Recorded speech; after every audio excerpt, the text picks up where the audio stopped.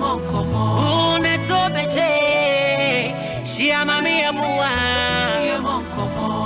Bo Nkomm. Bo Nkomm. Bo Nkomm. Bo Nkomm. 106.3. Merofo enne nwumre me no mienu ye be Bo Nkomm ye be di nkomo ye be wi nkomo ye be nom nkomo na etimi ati ye stress eso ye nyina ye nim se sabre Ghana ni wiase afa na nyina ayedeja yare ba akopɛ ama ne homne so ama wiase nyina yidin enuome nyina asesa eso hu se sabre ye nyina ye hia nyame ye hia se nyame ebeba abekɔ ye mmoa sesi a ye nyina ye hyehyɛ dem no kwasem ne obi nim time a ye bepie ena nwumere memo adwomo akwaba ade wo ba yemmo nkomo so dwumadi ni din ade yemmo nkomo ensem bebre wo hono mo ayatete metimi aka ne say for the past 1 month ni edi nkomo titiri pa ejina so wo ba bia eye COVID-19 asabre afa wiase nyina ya apeso e free China na tre ya na ekon kakra epie Italy epie hinfa Spain afa Iran no Iraq Ecuador Brazil baby na no kwasem ni wo hwe nsem a yekoso a aya na ehu ankasa na no kwasem ni yare no is no respecter of persons wo hwe amam penifo a enyinya bi British UK Prime Minister Boris Johnson na nsemu no no akasa be na say yes o wanye bi ono kura se de oka no me ye de bi ma ma ye feeling po say bi kura na nheda anya big deal bia o say wanye bi but then nheda ye moderate it's na ye nyina ye nim se ne ho beto no na no kwasiada na ye ration de ne ko intensive unit masabre je say machines sisi ne so a se nyame amfafia bibia betimi asi na no obi frame me o se mame me wura enya bi e wo Texas na mi wura enya bi enti misre bompa man because baby a wadru no doctors say o mama me 3 days o mama na update sa 3 days chese bibia betimi asi wasimi ku wonya 50 years simple and so doctors say bibia betimi asi na wo hwe update ani ade amano ne ensem ane akaka chen beni baby ani ku gina na yede ni ku abutu eno yare no se dru baby na fe wo te so abutu ne yede ubutu honum edodo na ebi mu hon so ayeyo mo sadwi wo machi ehu ye medofo no kwasem ne me sad yare we yade bia medi akire pa ema meti hu news reports dodo bebre reviews ahoro experts ahoro professors of medicines any idea HSA ebi no mo no kra HSA wuti din no kra hu se nya asem ketwa HSA surgeon generous ne ade nyina wo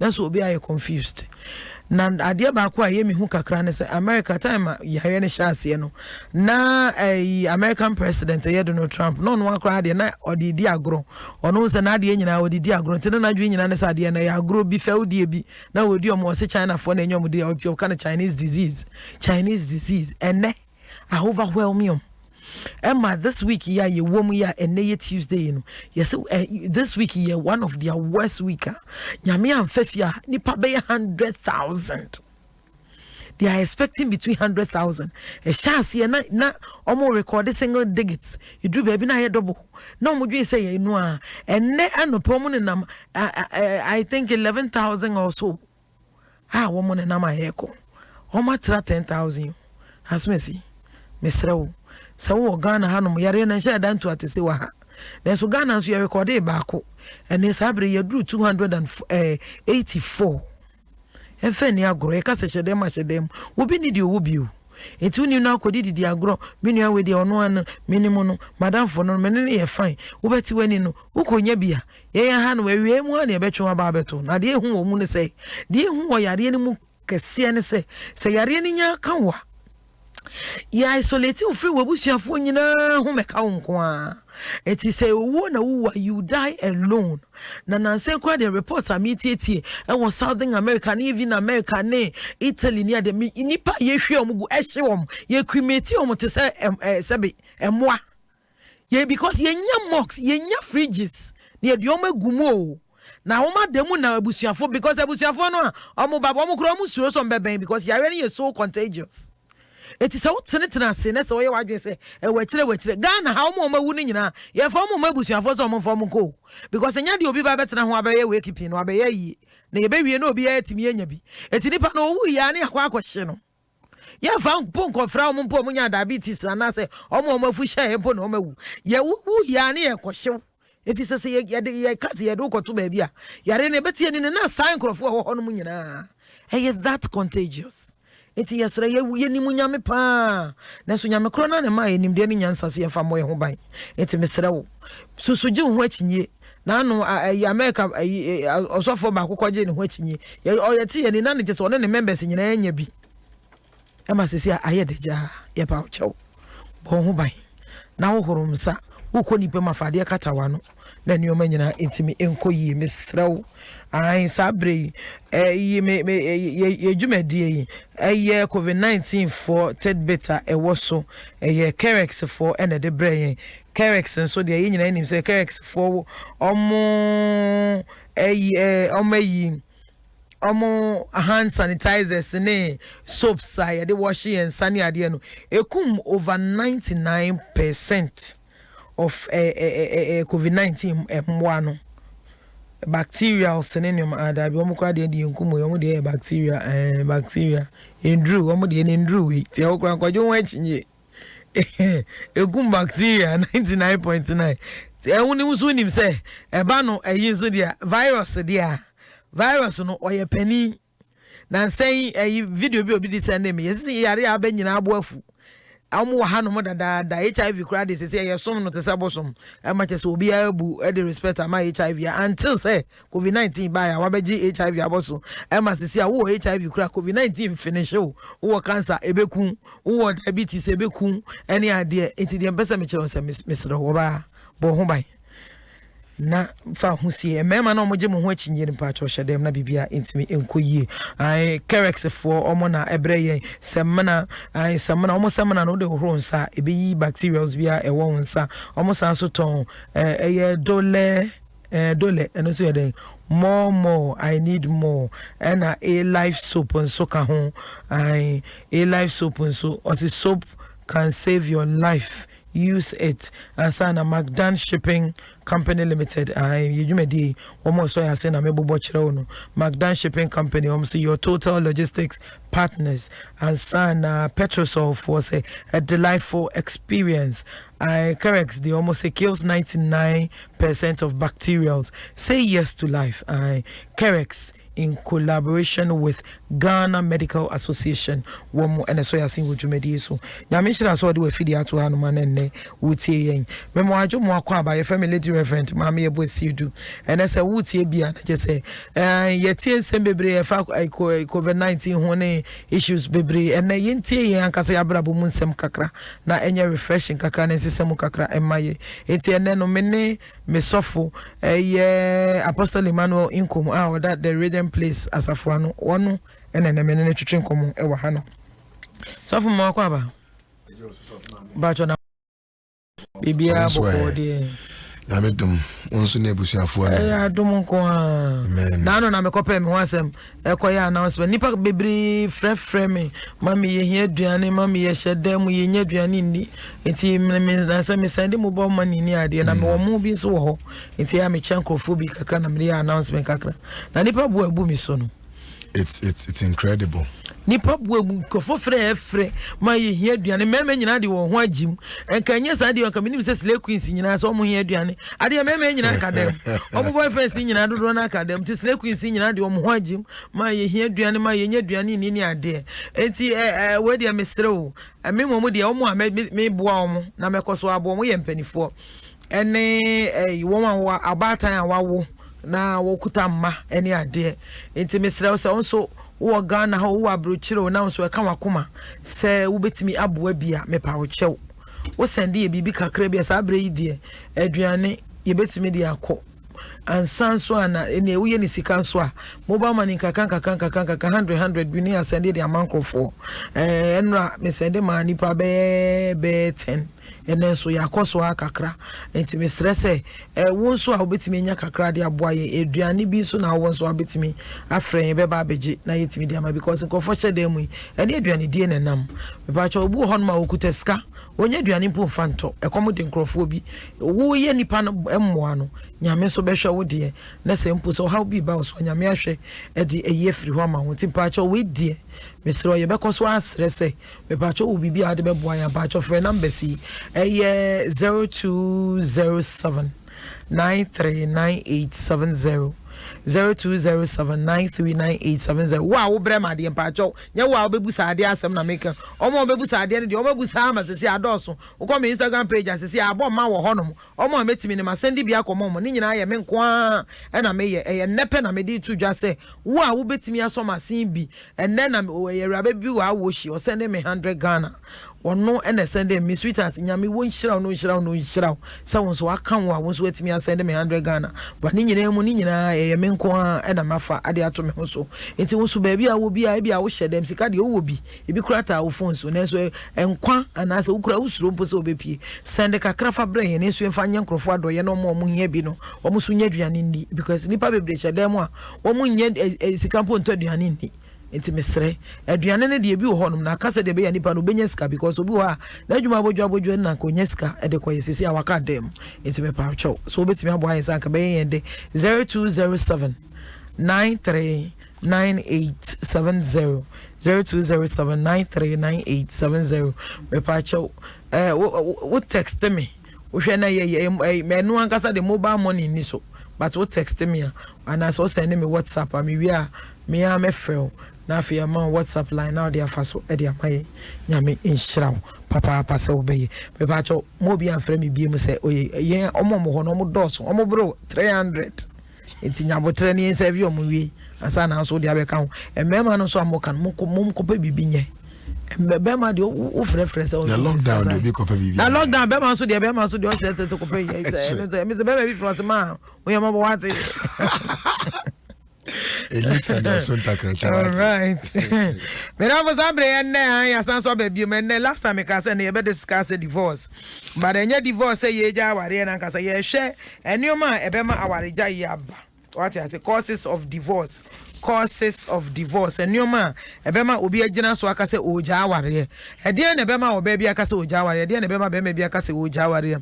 No kwase mu ni bra sa yare yi kodi awu yi empeja ni ti no. Nipa bebre bi so omo de omo ho. To bo se ma aware nkra me nware biem oba se mejai be ma se mejai we se mempani biem we se mempani biem. Na so yare dom yi epie yi.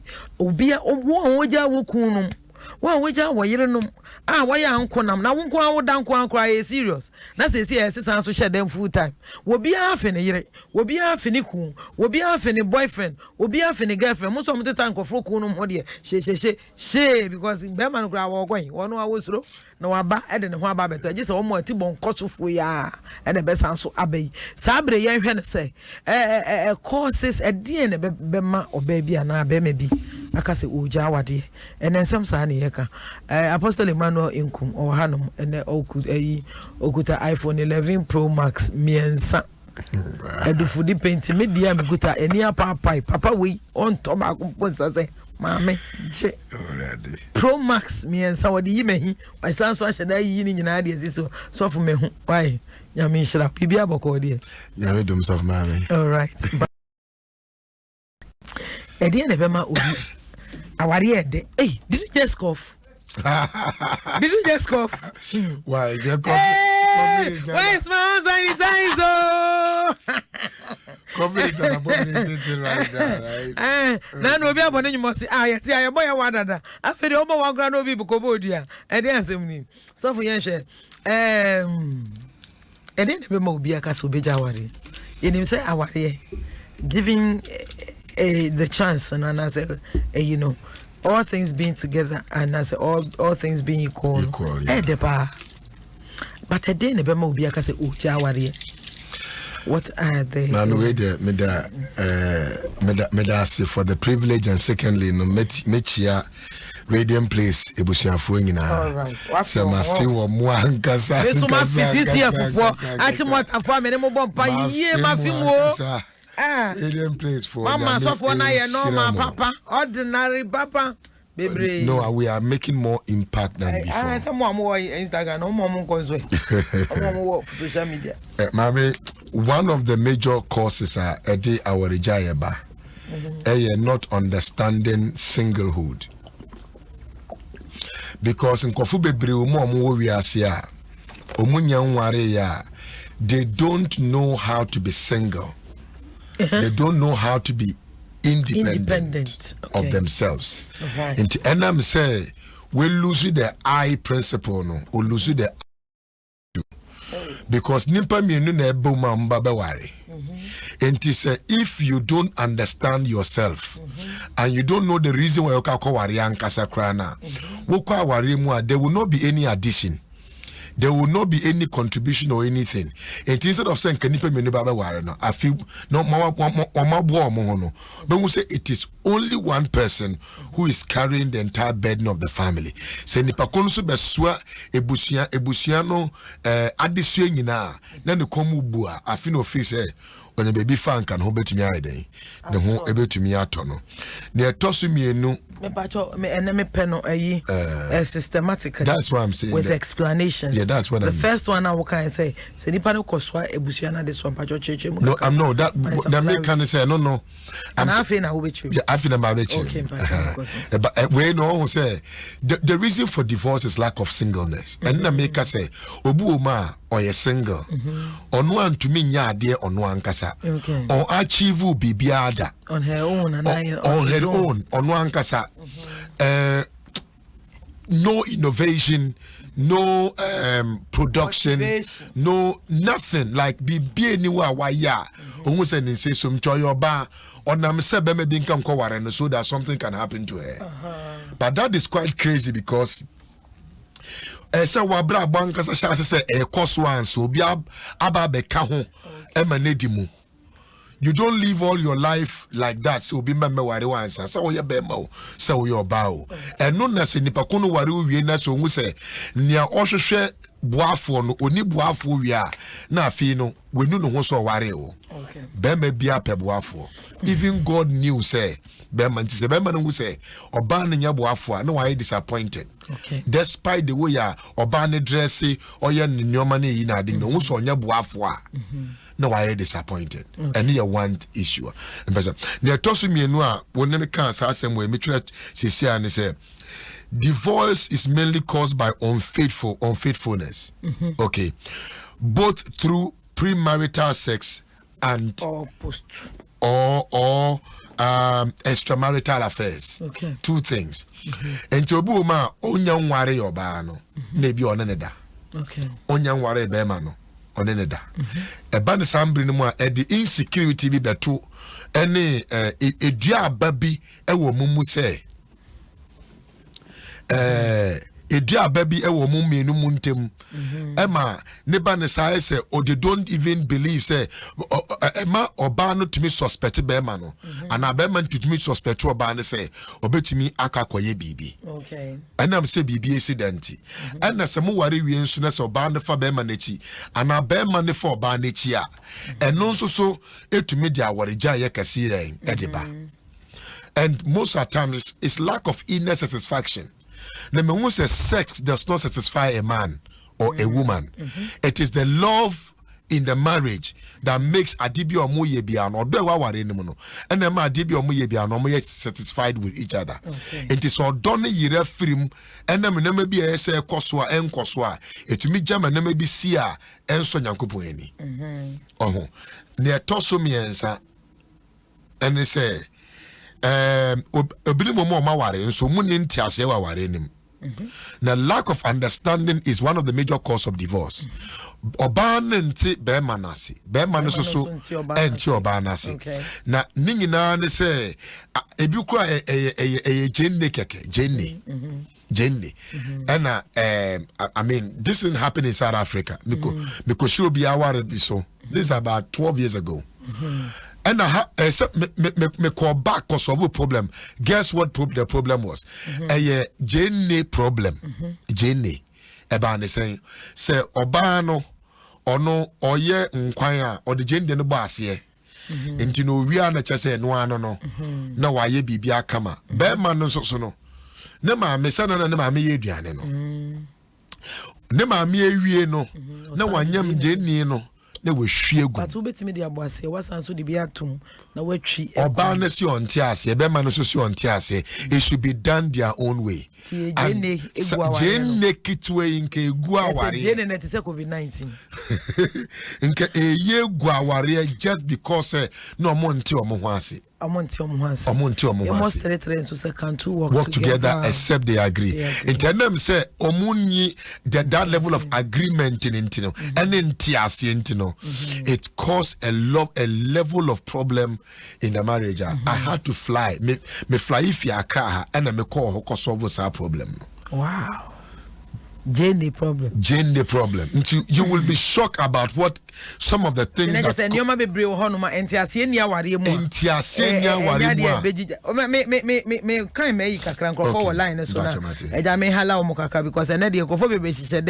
the world over until be any WhatsApp and Niger distress. We say good evening, mommy. I'm watching you live from Spain. Apia Bismarck and also anyway Abba and son. I patch Facebook. Facebook messages in America, you know. We have Facebook messages in America, you know. Asana Bena skip. I'm I say good evening. Sweetheart, also good evening to you. Oh baby, I will be a good talk, mommy. Yeah, Doris will say, and also Eddie and Oba. Nana Michael or say, oh sister. God bless you more. I'm watching you live from Spain. It's not easy for us. Oh, nyame Nkomm mo na won hwe mo so mi hu say I think say more convention center kese pa baako you've turned it into a COVID-19 center na nipa egu hono mo pa no enya asem ketwa nyame Nkomm ho na no mi hu ade bi so was very remarkable. It's Spain wow, so one of the Spanish countries ibi na ibi nkrofo nyina ebutu ho no mo bompaye. I don't know, have you seen that I one? saw it, yeah. No more bompaye, no more sufre nyame. Just a remarkable. Europe, I saw Mukamutina from Kra. Because Europe for so my menka number, my menka na hono yamede. Ask me who dia ubeka. Good evening, Mommy Gold. I'm watching you live from Prestia. Richard Awa and as away nyame onshira pa mi sweetheart. Nyame inshira. Ansa na yenu e bin so and I say no, Italy is 15,117. Wow. Says ya almost a deaf tone and or the other one 15,117. Wow. American so kwa and also echo. Yeah, Isaac Chumes, you say, Mommy, I'm watching you guys live from Israel, Tel Aviv. Mommy Gold, it's 12 here, and I feel sleep back off, and I feel sleep because of COVID-19. We think too much. Oh, may God have mercy on us all from COVID-19. I was sabre the me who so person chenesiano ade asan so mutimi na obi esuru. Good evening, sister. God bless you. I'm Evans, Holy Ghost, watching you live from Tema Community 9. Evans Holy Ghost, and you did there ebeshum wefri how be aremu. Amen. And I jump and through or say I am watching you live from Tema. Sweetheart nyame onchira Tema fo nyina so. Agnes Asari or say good evening, Mommy Gold. I'm watching you live from Italy. We are still home. It's not easy. Italy quite much 1 month. Then so still no. Jadi hu no say wan hwe kura na kopia na yare na san so akọ strike na so anu asan ko yedin. Until say I'm watching you live from Italy. It's not easy kura. Good job na mama nyame enchira Agnes. Nyame enchira na nyame Nkomm mo awai. Isaac Chubesi also I'm watching you live from Tel Aviv. Sweetheart Makan wo dey no edada. Ma, good evening. I just joined. what is the topic? And the topic is share causes of divorce. And on the day discuss causes of divorce. And you ma ben and ma awari egu be hon why share the bu nanim tia. And I may sure see a question share them we obi abusua ho ahia no. Because he has one question them next 3 weeks now share honoma. When you kuni yire o boyfriend in say that relationship ni ko ye no ntimi mesra o girlfriend ntimi mesra wa eno kura no ensem bebre. Enti enne no awari ho ahia.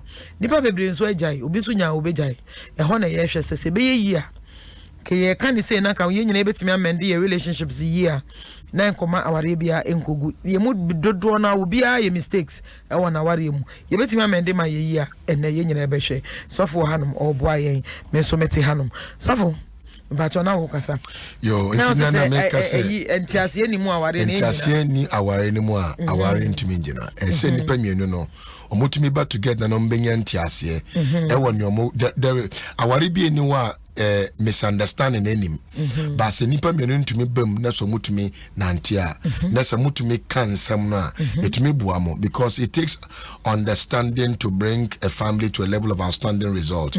Se nipa mienu agree a omutumi move together. It's like there was an experiment a tortoise with 2 heads. One was following this a tortoise with 2 heads.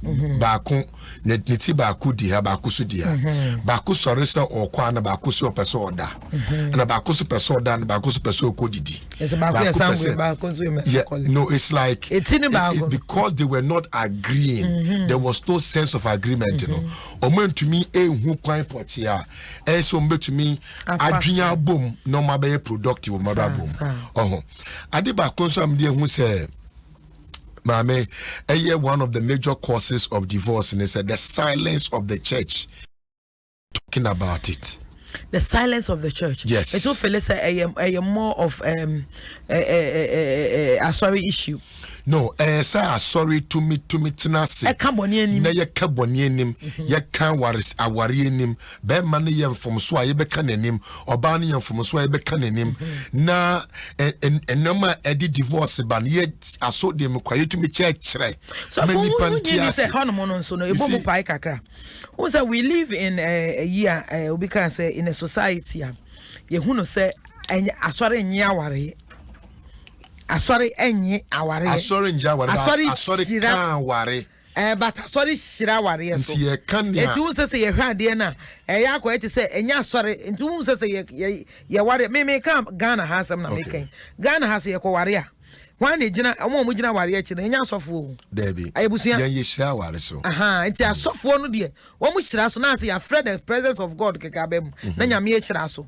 But aya na busuya na ne awafo na ehunu se nipa e gina ware na chi ayebusuya.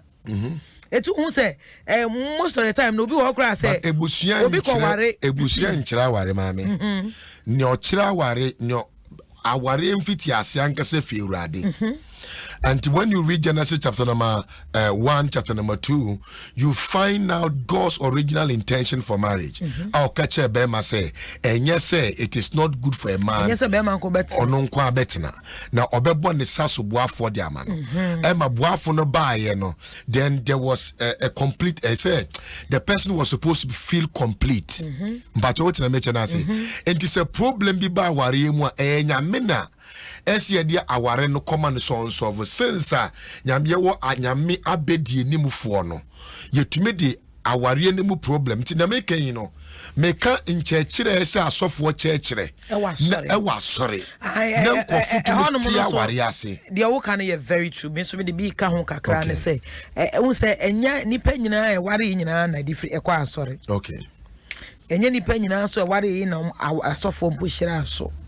Enti ebi ho so wo hono ma na asofo na anso no o ma ye handicapped kakra because ebi ho no kra nipa no kra be ba kra na o ma ware dada o ma ware se de nanim na chire ne soro ene ne fom no e wo hono mo dada ansa na nipa no kra e ba ebi so wo hono mo na ebi a one person ne kwa sori no emu the other party no enko bi e hono so na ya na e yesa de o ko no na so obu ne sofo no the one kobi no and shadan for boom in regard also for the sir in as now so for no etimi abem eti hono mono so I so for no e handicapped but I bet say the work no the e so true say me de me hu no say as yen asore no ye so for no this time na gasan ye bebre yen ka boni anim bebre wo kura ba bi wo kura ko preach kura na wo ka boni anim ana e ya ko eti say we are old fashioned enti emma nipa so fa na say abrabo bi a ebo bi a normal because so be ayen Ghana ha yeti ne ba bebre twempra as well asofo ni bi kura twempra me mo sofo bi a me se ofam enkwala echi kwala bebre a be report na kire me osofo very popular pa ofam kwala ma wo ye o manim wi asan ye o machi aka ho osofo o ye very popular pa o ka mo ye dede pa ne hu bi enso sa asofo no be gina aka jo say nyame adwuma na wa ye no na wa fom nya no nko na wa ye bone. Do you get what I'm saying? I do get what you're saying. I think so for ya bonia. About say no wako nyame asem. About say no wako ka boni anim. And say nyame asem ya boni nyame asem etwi anim. Aha. Enti ban say no wako ka ne ye. Enti afi baby ache no company sem wasore. Or company sem to say obi ote ahemfie no kan sam no obi afele say o papa we die yi onim kasa o enso na che say o rita onye nyame sofo it I feel say it's about time the woka no say sofo sorry I think say asofo ankasa na ye nyina ye broaden ya disua na ye hu nyame asem na nyame asem kan waware mu na yetumi chekire na nim kofo no mutumi ti ase se be se ye betumi the once a month cry your friend say every year be ye be say once a month once a year na wo church sana mana ebebua pa because whether it's a mosque or say imam de benyo ni o bi obetumi a church na nkofo atia ware ase ye no ebetumi aboa because when we keep quiet things can go really wrong. When we keep quiet things can really go wrong. So for yan say yan fa ne say nipa ne bebre say ade no kwa me de koma sofo kura de obeka ne say ye beka manimu na se nipa na beka sa o kasa se fa sa na so yo ba beka se krokro uku ye be ma ye beka se aware de sa nti na nyame de fie na sha unsa no nti oyo ba hunu so oyo ba na ne ntina eti dodo na se ye beka asem ni be wie no na wo na o de asem no ko ye you've not had any meaningful results. It has a dinner you are bottling a lot of things. What now? Because you was stomach here for a long time. And you decided say no. I just want my peace of mind. Into me free. And also want to say Mama can messages and the messages in the door. So one here and then go for me wahano. It's and Mama can messages. But your Facebook messages and I'm there by Adom 106.3. Ubeti me they also message about your kama Eddie ama wahano. Na bibia etimi akoyie Jojo to was a good evening. I just joined. What's the topic? I am patch my body actually and causes of divorce. The money pa bebre nya yan ko bedwane waware mu. Ye ka divorce no so anya divorce ni nyina na say de nipa no wa free mo. Obi ha oti aware no na so agya nipa no da wana dwen mu. Eti de ohun no de ai se ne saman na ti mu no. Yes, nipa na dream ni bibia de every aware ni mu dada. Nana Samuel was mami, I'm watching you live from Italy. Nana nyame onhira mo pa. Sanso na Orleans, okay. Orleans Augustine was say I say good evening, sister. May Almighty God bless you.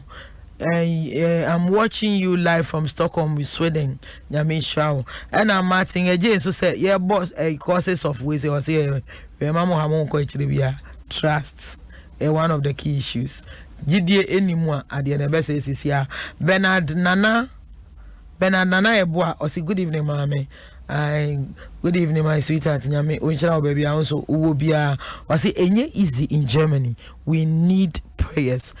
Germany for so when I say this wiki Germany for so mo de na page pa ding tama no obi ade etwa no no mo yimani te say go bi okoto obi toilet so no sabre yes this wiki almost so they start APK ding ti enye de pa bo beta mochi Isaac Kojo Ampofo or say good evening.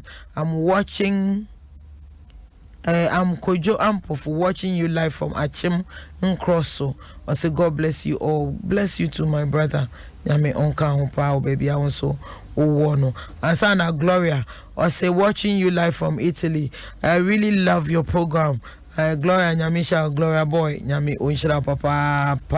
Ansana Ima. Emmanuel Opare. I say good evening, Mommy Gold. Watching you live from Mampong Equiapem.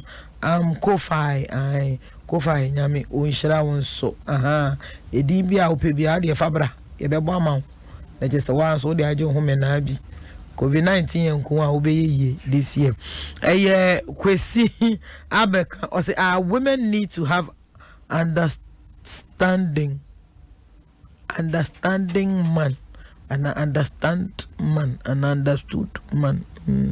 I just understood, but I'm sure I understand no patch. No, Kwesi Abaka, Kenneth Kojo Davis, or say, this is a nice program, Mommy. In fact, I have chosen a good woman watching live from Spain. Oh, Kojo Nyami Unshrao, no Unshrao Ariane Sonso, Nanyame Mom Hobai, na COVID-19, no, I'm from Abobuano. Yame Nkomm na yedi jani twa mo hia na Samo or say we are in a big problem due to coronavirus. Most of our shops have been closed down. Even our banks have been operating 3 times a week. Here na Samo patro here what the banker ebe de pa mama yehu baby I also dey no di free. I am for Jemima or say good evening Mommy Gold, watching you live from London. Good talk Yami Shrao. Matthew Ak or say, did the Bible tell us that a pastor should bless our marriage? Of course. Yami Shrao. So for Yamra. Yo, auntie, I believe say Obuma we prim na koma say asem bi obi abeka chen bia ontie because na ono ankasa no we divorce nipakono emotionally if you are in dada and one of the things that aya ankofo bebre enim and they say kase aware mu divorce mame we have emotional divorce. Nipakuno no waware. It's an emotional detachment from you completely. It doesn't onya sentimentally no onya bibia ma bibia ni ho obu ma legally no kra no legally minimum bia ojae ma me bi wa abrochire ana ma menim se weja no how? Yes, because I am 70 pound the no, because there was a change of address. Okay. In Tineban, men and men mano. I tell you, and omote just because of the fear ba could be a motoy. Okay.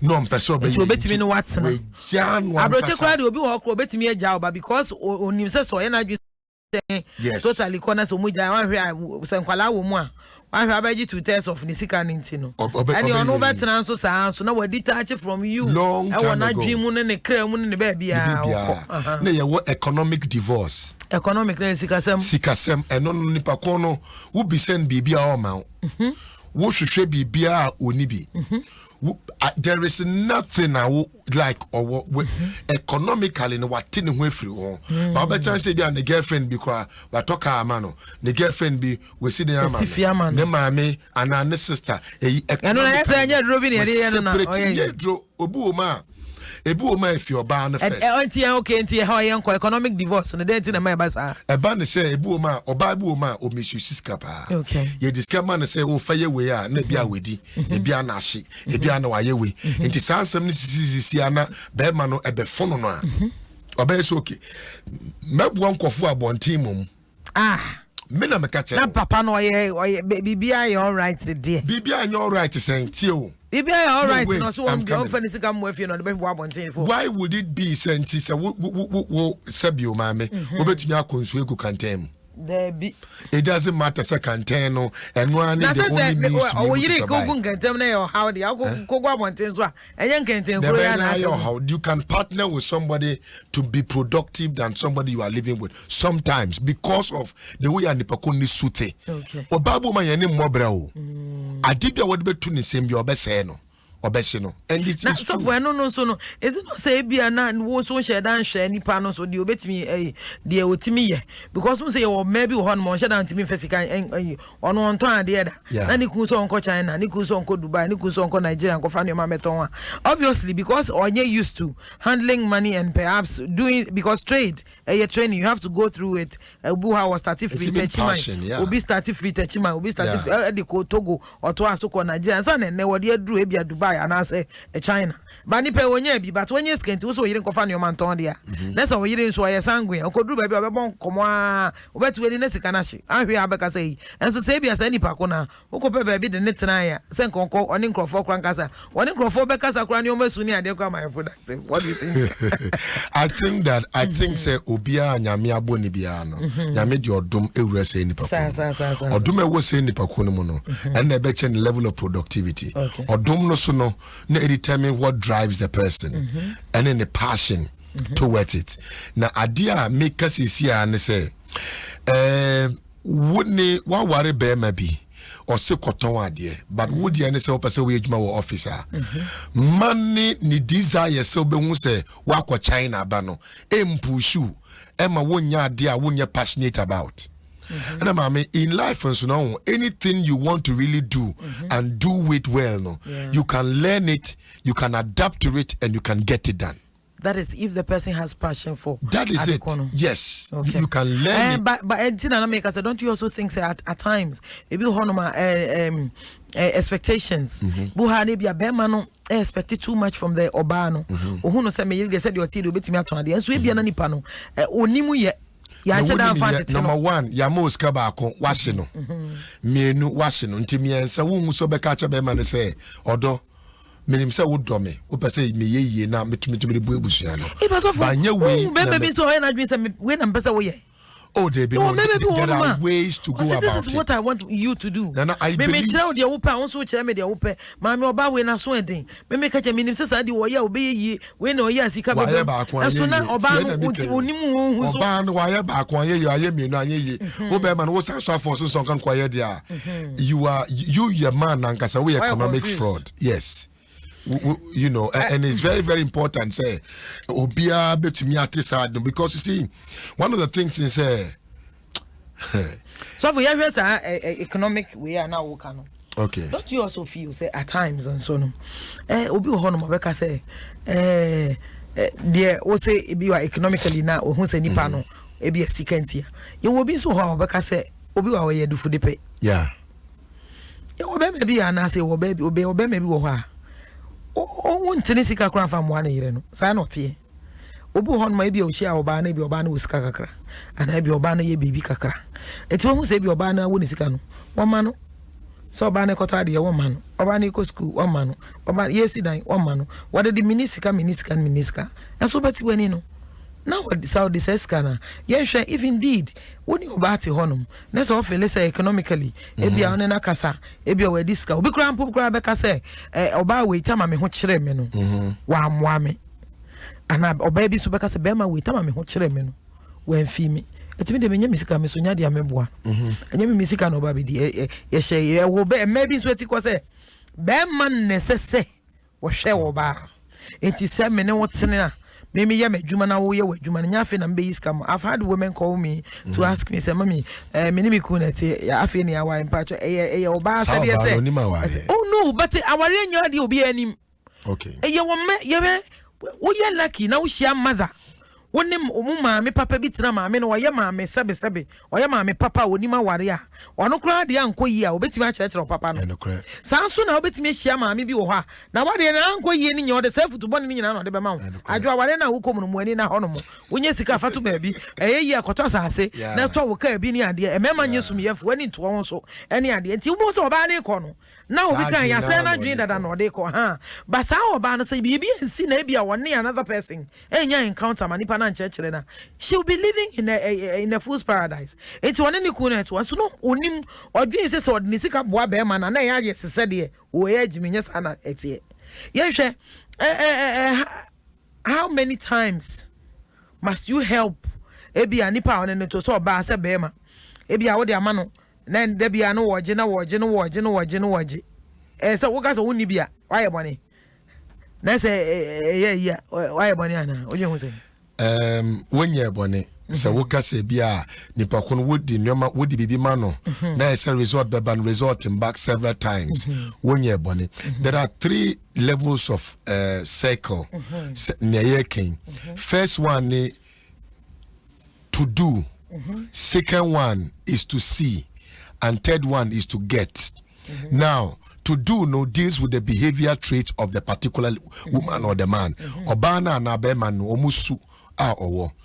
To see no is a paradigm, the sight, the vision of the particular individual. Baby na adwene yeden echo maybe on the focus wo.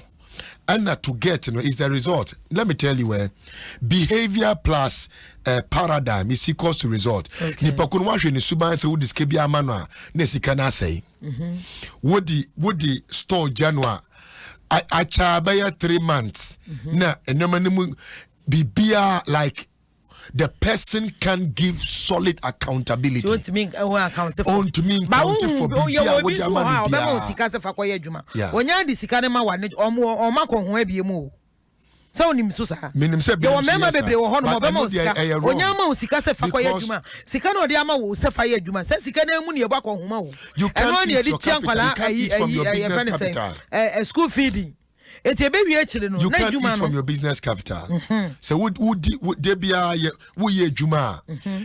there must be something called reinvestment into the business. And reinvestment to bring reinvention. And you say we ye juma for so bebano. Now what the first one so the room and never juma na peja into wo be mano. Wo be to me cry ma 3 years say. Skeya wo dia ma wo obe buano kwa mana kwaso na where you chop money or kokra and fuel kwa betnya to be the amano but on your account there should be accountability and progress report say na business and yaden echo because eko ya ekoma mu nyina esenso so a esegu mu nyina so for yanhwa ye ba hanomo me pese me yebusa enti de na ohwa a why be me pim bema wo hia me so be kan ma so de ade na wo hia pim bema wo be ka se aware we de no kwasem ni me diga ye chi amewu mejai ka said because a man itie obi ho a wotim so wonim se no nti na amani ku no wo kon kakra no muade emba omumu be ma bi wo mu oni hwe o but so for ma men kan me kakra na de do so do ai embiba was embaba. Patience was watching you live from Hachu. I really love this program.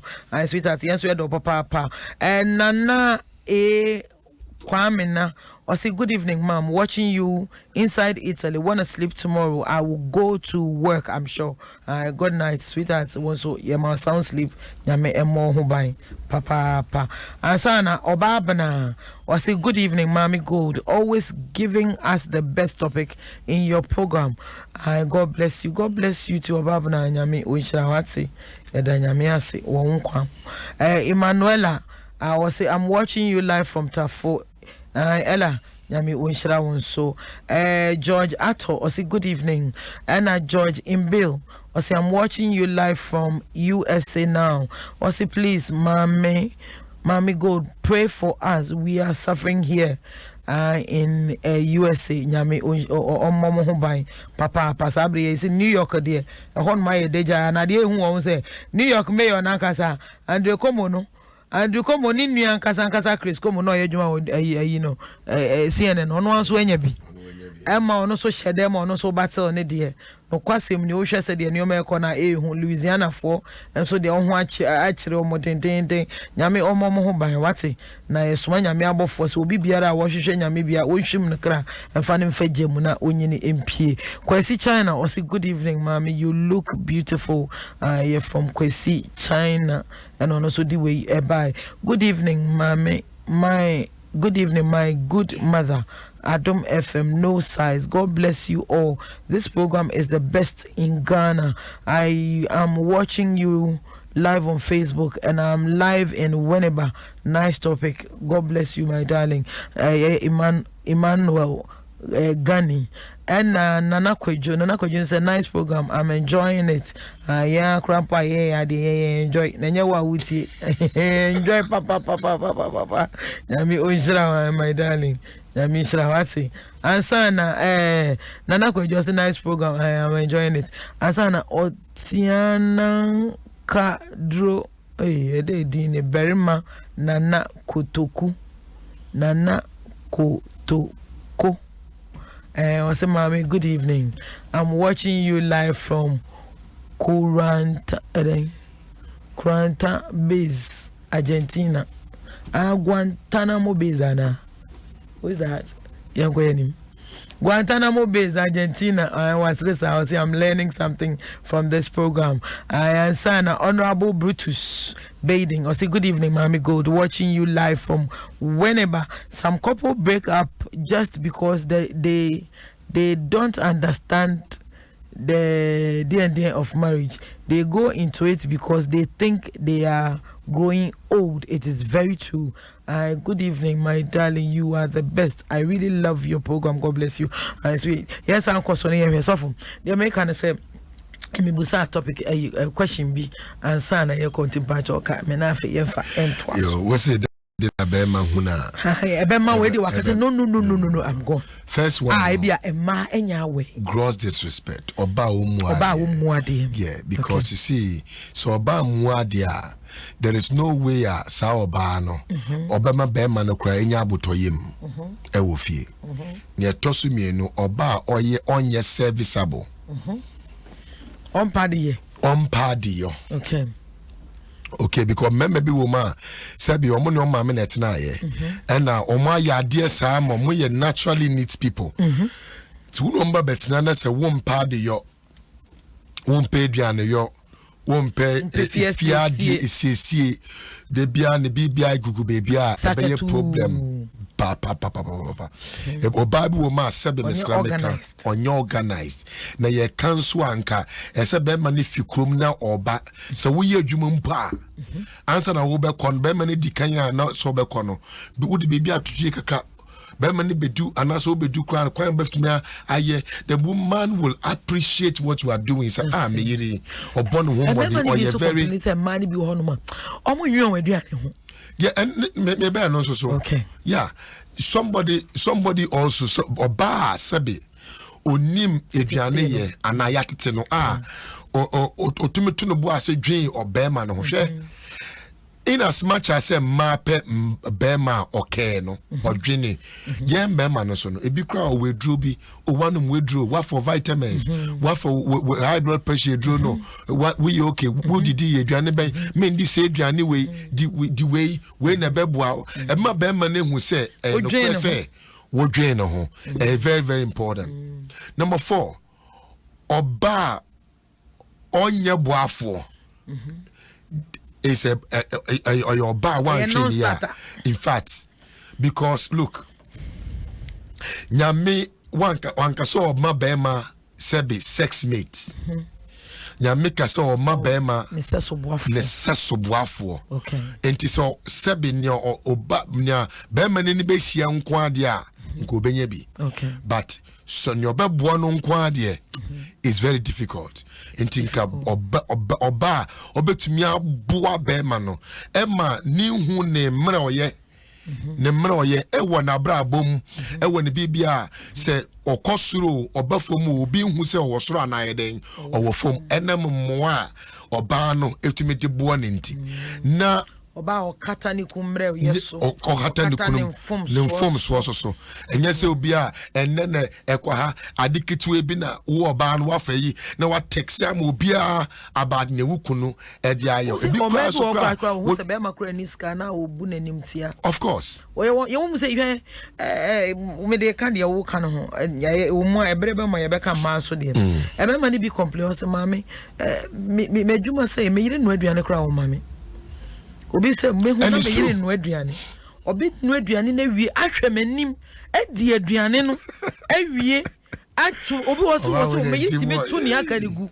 obi so obu hu na ahihye na o de akwache freezer se de be ade ne be keki me nya bi na medi obi se madwuma se ye me yire me nioma mpo wonsi na kan tum say o se me ku be ma meduane o se me yiri be ma meduane o be ma meduane te se me wode ma kwala keto abi wo honom no na je se wa ye no tro kan bi na me ama kofa na ma betena ba bi na me din te se de yi me na me simi nioma me na me ye bibia wo fi honom no ya na kan na kwala no so e kan bi ho no so ahu se o moa me ntimo no so moa me mo so moa me.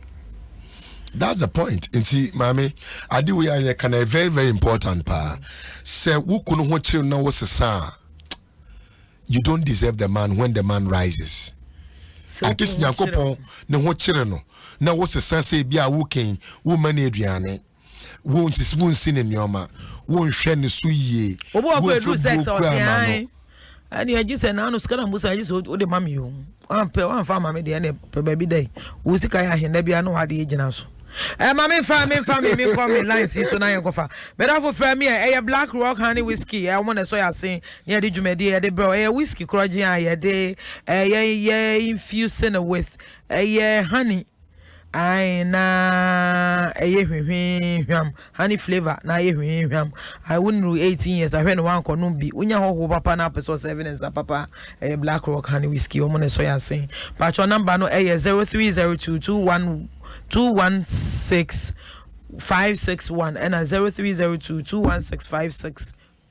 Frame and also chere wadwin and ye hwe neoma causes of divorce ya ka mema de bebre na ye wi a me so mebo ma no so de tofa because no kwasem ma ne bi so di won yem papa wo so betimi ni be matena hono mo se be hian se wo bi se wo ni bi papa e wo mfiu wo beti na wa no pa na obi aba na obeda papa ya se o bra kwaku sister Joan Pacho ya da ku ase mame why na no obra enyo no anka me ne menke ebu adai obra mu ebre ya nwa papa yi 1 year won to mu ma fie da eso de guru madam ase wona bia wo ba wato brodo de akoma obi o tua nkrofo school fees eso maame ho ka wonua be ma bi pe bibi kitwa bi wonya djuma papa tirimo den okoto de awode esie fe ukoyi ni perfume kakra kogu ho ana koyi roll on yusu ebeda ne cold war wo fie honom ene ade obu ha wonwe ye mema bi omo nwe ma ho wo ba betimi ayare adadem abobra wo su ti papa nso me mu kakra papa mpo nwe na ni mpo kakra bu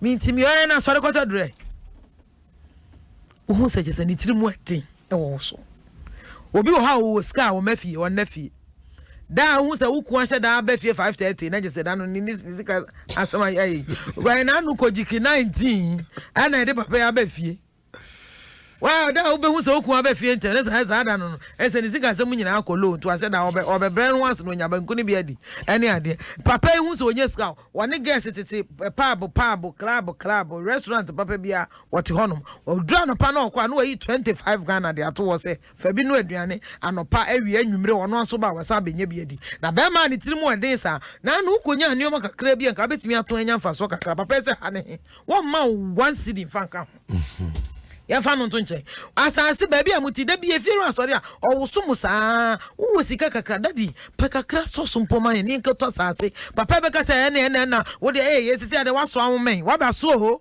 wo na asase na wo kwa akoto me ba na yi critical me kom krom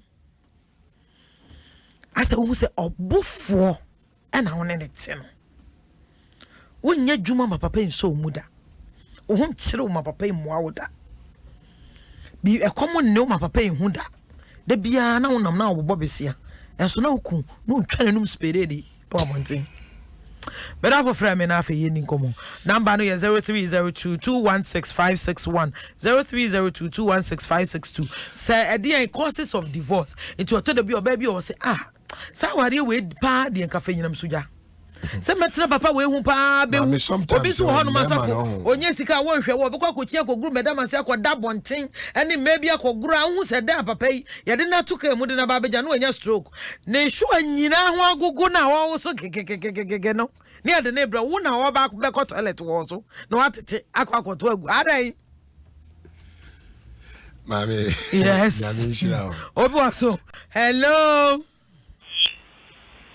Hello, darling. Good evening. Good evening, Omi Bempa. But you're first and I can say free. Malamisa. Because you go up to the Yo, Malamisa Pacho, I mean, why? We hear some Kana. I am papa. But I share the boys are question. Mano, would teach him memory. Down but teach how. Mano is a patch of Jena, well, I know Munya cry, Jena, and I'm in here, why patch. Hello. Jena, mammy means in a papa cry. Hello. Oh, yeah. Aha, I fear your uncle. We share system now is a year question. In market, bear marching, bear market over. I, but what dear can hold dear. Yes, share experiences because you can't say when you perceive a solve a problem. No, it's dear now feels a Maya baby. One is an Obian that much this is that's how I want you ready and yet. And I was just on your and finally. And those action young couple, mooney young couple, young. Oh, yeah. Where the I hear now coaching young couple for Afino? I know where the oh, in midday, I shall be out with my and I be. I want to say.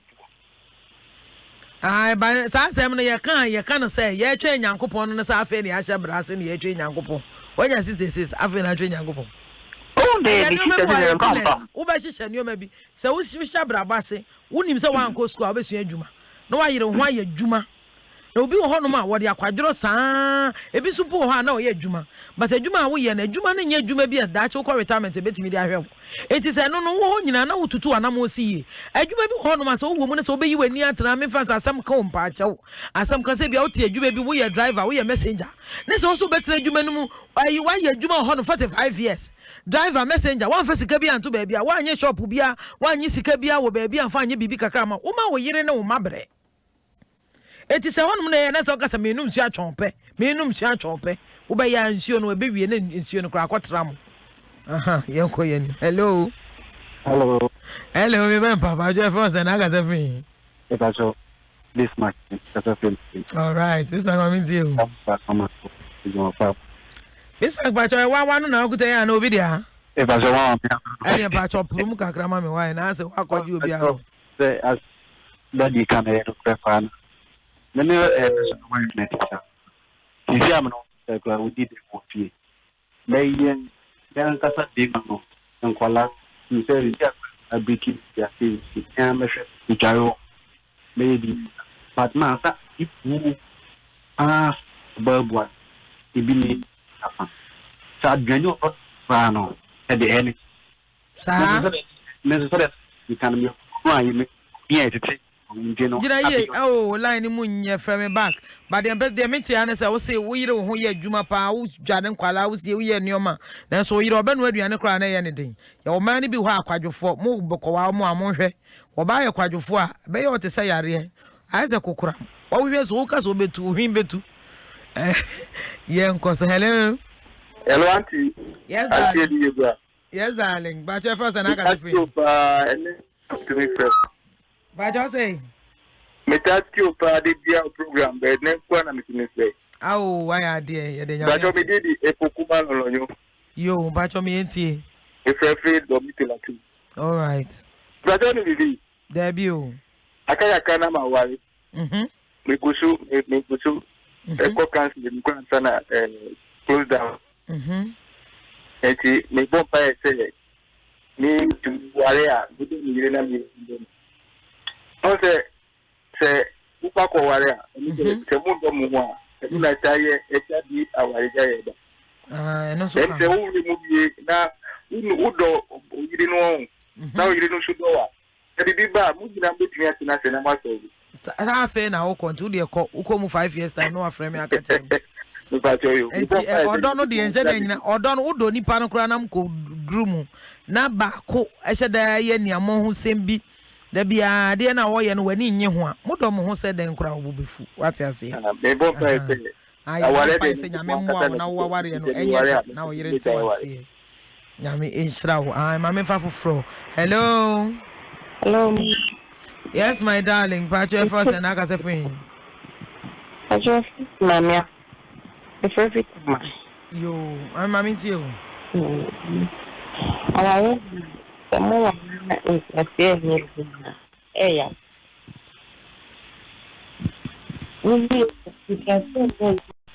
Oba jina ye kakra wai. Ola ni munye kra jina ye be ya putu mame.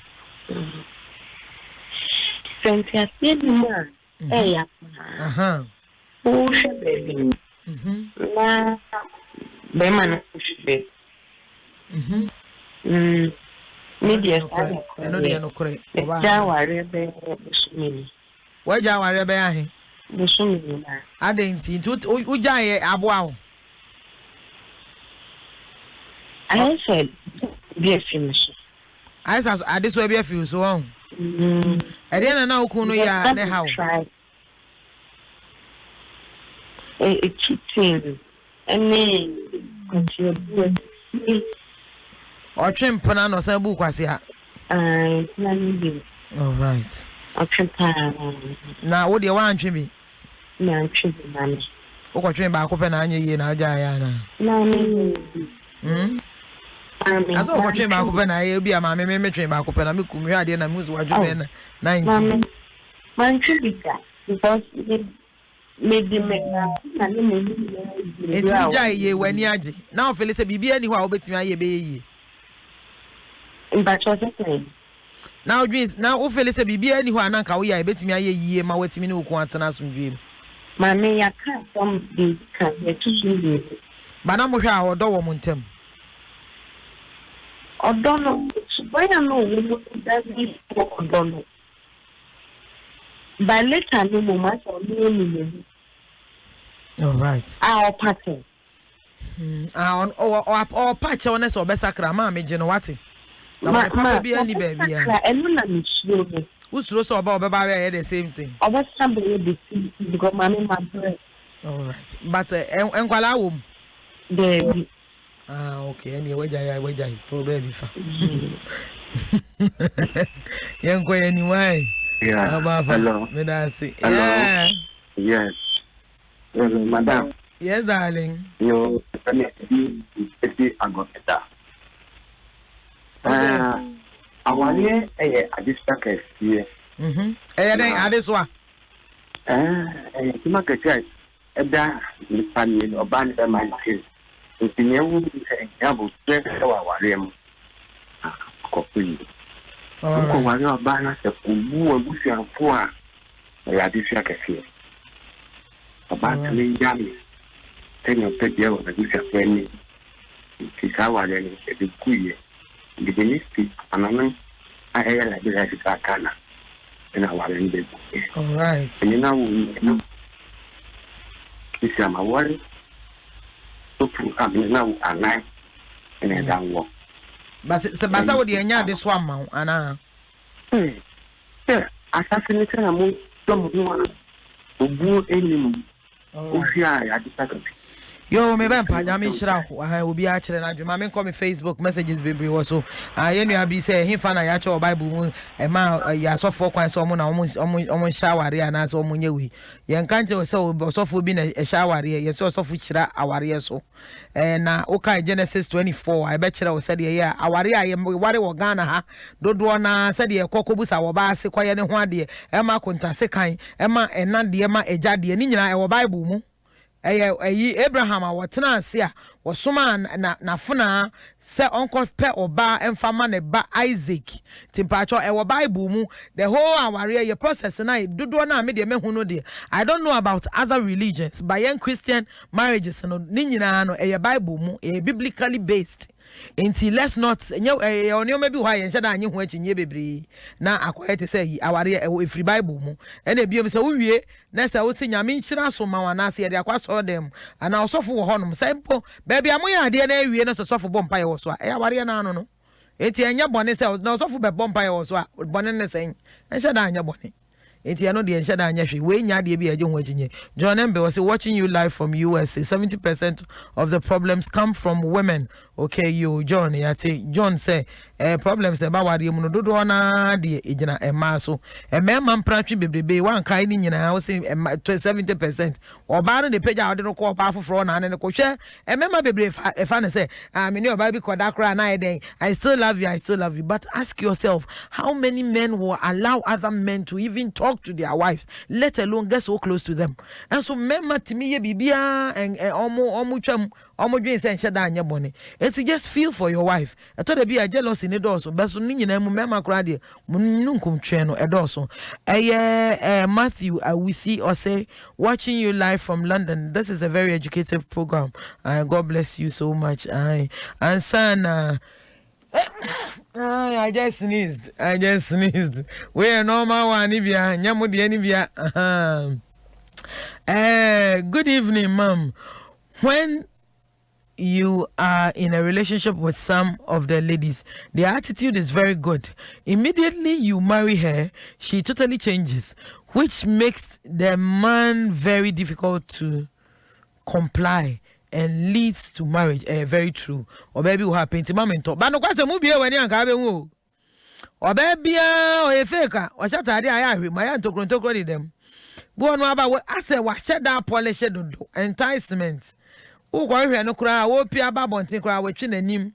Born my awkward town, my ass that true, and you boon your maybe I park I ain't see ye. Buhabun your maybe I knew my head did my ancient chimu. That should tell you, send you my and your tree. What I say, Bismarck Nana Obri a bois, or some mammy a bois. Nana Obri. As soon as I hear from you. Good evening, ma'am. I'm watching you live from Texas, USA. In fact, you made my marriage superb. I will continue to listen to you. Bismarck Joe Ibra. Nyami Uchrao. Papa. And son, I'm watching you live from Tema. I like this program. Yaka Tema. Any abroche from Pacho me pekato. Me pe SUV. Train. TME.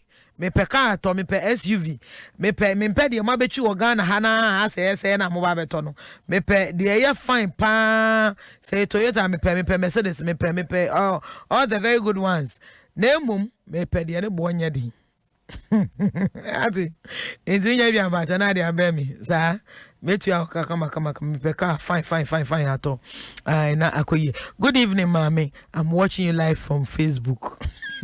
One two. Good evening, inside any. I'm watching live on Facebook. Na Facebook will be high down one. All right, so but you can the messages me dear sorry. Good watching live from Dodo. So but last message to one person muja worry due to one or two issues be, what would you tell them? I would tell them, sir, Obia Otie mi biano. Nemaka Chone say there is no need, sir, Obaya Wajune say, Upase Wujai Awarie. As of my my number to 0207 939870 0207 939870 me pe SUB fine pa ani bonya din eye home foforo nso kra me pe na ka wo hwe adwuma me ye na so ma me je na twi oh ka me de me devote 1 month abompa ya ma ubia safo Obia ya ma odada. Everything in life adibia wo wi asibia asesa. Nipa sesa. Mresesa. Bibia wo wi asibia asesa ba nia onsesa na erade. Enti say wo feel say you want to quit for compare bom. Na once you never be say wo so sesa wo ho because sometimes mra ye pe so bi besesa no so no. Say e bi nkan sesa. Yes, sir, to me affecting the performance society. Okay. Intino Yankopon enka obi a otie no who say there's our year kon we make amends. Yeah, like our na year kon wo fi be na me obi ne pakon so fi be na mu na mababo. So for next week ye beba me ne wa esi ade be share dey match kakra. Ntime ne wa be ba che ba mi bus next week ye be hwe ne same. Yeah, fan says, Sabia, Mikun, and I'm a girlfriend, boyfriend, I'm in the one.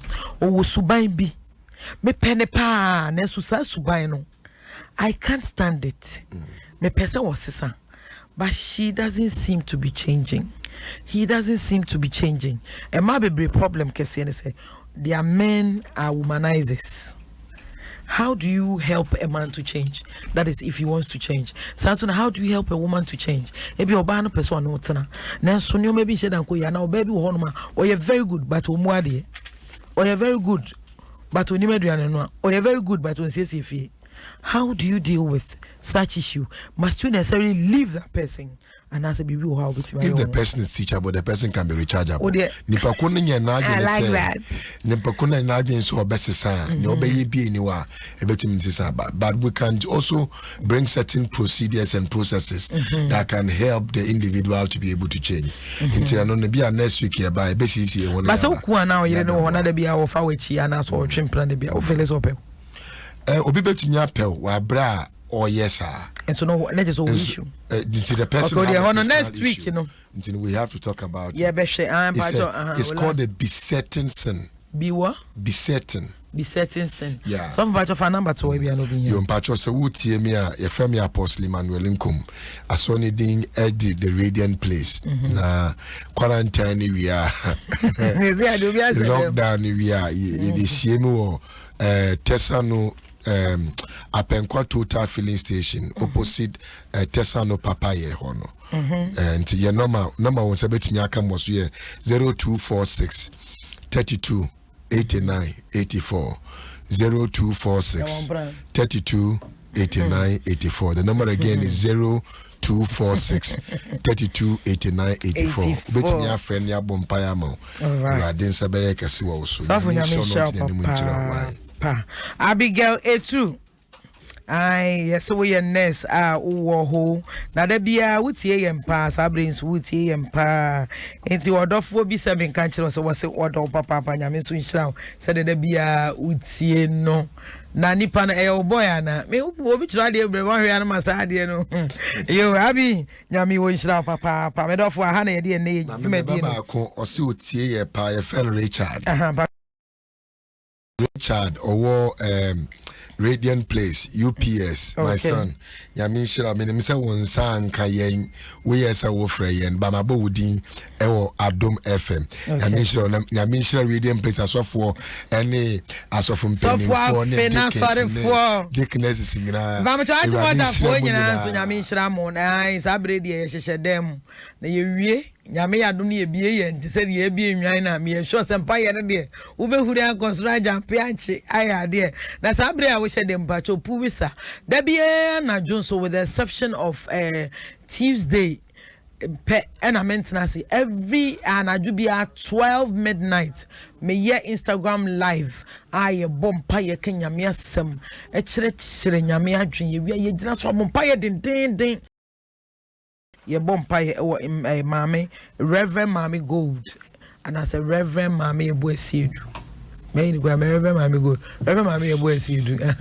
am Instagram page and in bacho e call live Instagram live na ya bompa ye sa akosi 3 o'clock eti baby a wo so betimi abo akoduru bia wo betimi abebi na so aba bebu bi nyame o nhira bacho mo wa brochire ye de munu Yesu bochenim Holland 4 ka ho America 4 ka ho Canada 4 ka ho Spain 4 ka ho China 4 mo kofa baaye omo ka ho Italy 4 ka ho France 4 ka ho Belgium ka ho baby Australia New York we say America ho omo ma ka nyina obi aka ho bi Ghana West Africa ka ho East Africa ka ho ka ho Southern Africa ka ho Northern Africa ka ho o baby a wo bi a ye de unu Yesu boche nim se urade onkora wo so mo frɛ me wo Saudi Arabia Dubai any ade mo nyina ye de munu Yesu boche nim urade mani gya no entwa mo ho nhia na wonyim free owo mu bibi biara hwɛ wo de wani keke wo de Psalm 91 jina so fa bompa ye wo se de otesusuru ni hintabia no wo tena twedi amponyu na se enioma bebre be twa ho ahia eso ma menka bi nkyerɛw bibia ni honom a ebeba wo ntamadan mu bɔne biara ma wo yare biara ni honom a ebeka wo mpo wo de wani keke na ade be ha bɔnefo a wo mani abre a wo mo pre so menka se nso ma yesi no ya bɔnefo benso de wo mu no se nyame wo na kwan a wo de gye de dom enti se wo gina nyame asɛm so na wo de wo ho ehye nyame hintabia na I bet you se bekwa aba sansem we bi asi ebi asi plague bebre aworo asi wo wiase da enso se wo de wo ho hye nyame ase a I bet you ebekọ ebetwa ho ahia ebi nka wo ntaman dan eti de mpese mi che se ni nyina mu no yenni de aban no a oman bi a ewo mu no aban ne sem a wo de kire yen no yenni so na yenye ne se pepepe na wo wi a wasan so abompaye na wo de ho ahye nyame nsa me soma bofo a wo ho den abofo a wo tirimu den se wo ma me twa ho hia wo hyimu kra mfiri wo mu sempo se wo akogina owo nkwanta nyame ankasa wo hyimu kra mfiri mu na de wo ho na wo de anuonyam hye amawurade nyankopon ne yesom no woda so je enti se wonim nyame so asa bre ye bre ma wo se eye oje bre koso asa wo behwehwe efi se sa bre se wo mpo obi wu sa bre ya eye ne rapture na aba no nye nipa no ene ne pe eso se wonya nkode a wukọ wafiri mu dada bibia ni hono ma obetimi asan so agina aka se wo make amends enti me sra wo se baabia wo gina bia na hwehwe nyame ne fa hotu nyame so ne ka kire nyame se po wakọ akoduru akire kura nyame wo se wa ama atrenefu yenya ayi adebonyefo yi yenti na yesu bai ti me pa acho fa ho ehye odom enwunase na nyame ohun mobo ya family lady reverend mama ebo asiedu me pa acho betimi afre me e was 0207 939870 0207 939870 pacho kana me kasa me peno pacho WhatsApp me ne be na wo bi so na watwa na mahwe na afi me ne wadi hu nkomo nyame enhyira me pen fofofo na nyame yetimi enhyira nyame enhyira